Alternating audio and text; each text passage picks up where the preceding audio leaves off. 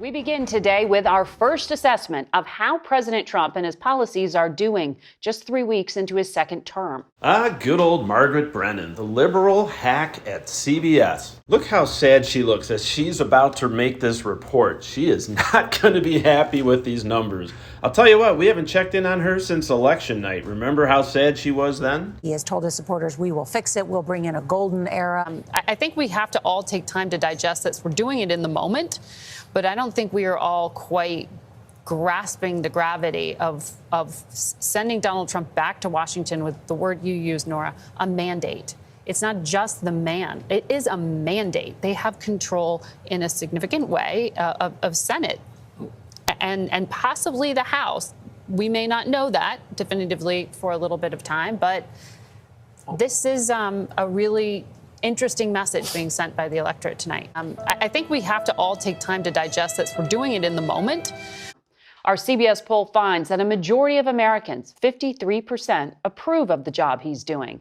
That's a better approval number than he ever reached during his first term in the White House. Joining us with more is our Executive Director of Elections and Surveys, Anthony Salvanto. Good to see you, Anthony. I like how Anthony looked so happy and then all of a sudden had to look serious. Does he like the results he's seeing here? Interesting. Well, the last time we checked in on Anthony was also election night. Remember this?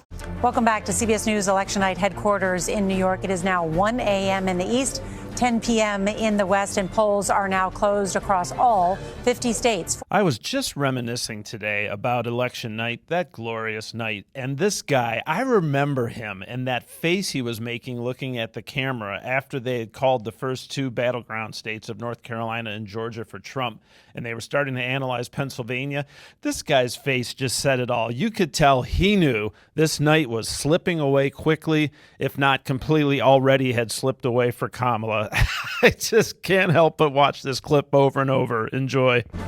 Welcome back to CBS News Election Night headquarters in New York. It is now 1 a.m. in the East, 10 p.m. in the West, and polls are now closed across all 50 states. Former President Donald Trump and Republicans are having a very good night.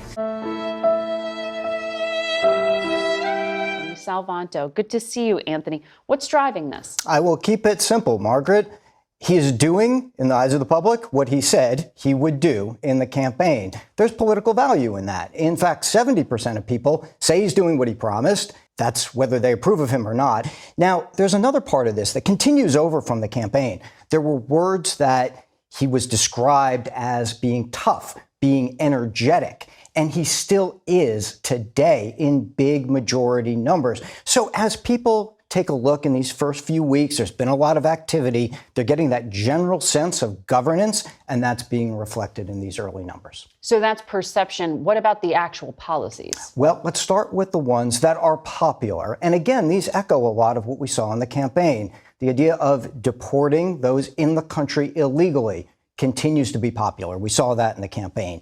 Sending troops to the U.S.-Mexico border. Again, majority in favor. We'd seen that in the campaign. For his supporters in particular, the focus on ending DEI is popular. We had seen in the campaign a lot of them thought those processes had gone too far.